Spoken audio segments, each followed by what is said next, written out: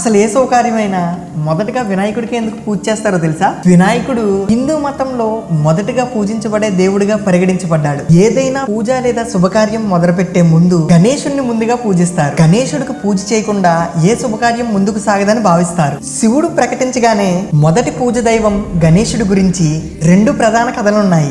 ఒక పురాణం ప్రకారం పార్వతీదేవి గణేశుణ్ణి తన గదికి కాపలాగా ఉండమని ఆదేశిస్తుంది. వినాయకుడు తన తల్లి ఆదేశాలను అనుసరించి శివుణ్ణి లోపలికి రాకుండా అడ్డుకున్నాడు. దాంతో కోపాద్రిక్తుడైన శివుడు వినాయకుడు తలని నరికేశాడు. కోపంగా పార్వతీదేవి విశ్వం మొత్తాన్ని నాశనం చేస్తానని బెదిరించింది. అప్పుడు శివుడు ఏనుగు తలను పెట్టి గణేశుణ్ణి బ్రతికించాడు. కానీ పార్వతీదేవి ఏనుగు ముఖం గణేశుడి శరీరంపై ఉండడంలో సంతోషించలేదు. ఏదైనా పూజ లేదా శుభకార్యానికి ముందు గణేశుడిని పూజిస్తారని, గణేశుడు ఆశీర్వాదం లేకుండా ఏ పని పూర్తి కాదని శివుడు ప్రకటిస్తాడు. ఇక మరో పురాణం ప్రకారం శివుడు ఒక పోటీని నిర్వహించాడు. విశ్వం మొత్తం 3 ప్రదక్షిణలు చేయమని దేవతలను కోరాడు. ఎవరైతే మొదటి ప్రదక్షిణ పూర్తి చేస్తారో వారే మొట్టమొదటిగా పూజించబడే దేవుడు అని ప్రకటిస్తారు. వినాయకుడు, అతని అన్నయ్య కుమారస్వామితో సహా ఇతర దేవతలందరూ హాజరయ్యారు. కార్తికేయ భగవానుడు తన వాహనం నెమలిపై ఎక్కి విశ్వ ప్రదక్షిణ చేయడం ప్రారంభించాడు. అదే సమయంలో తన తల్లిదండ్రులే తన ప్రపంచమని వినాయకుడు తన తల్లిదండ్రుల చుట్టూ తిరిగాడు. పోటీలో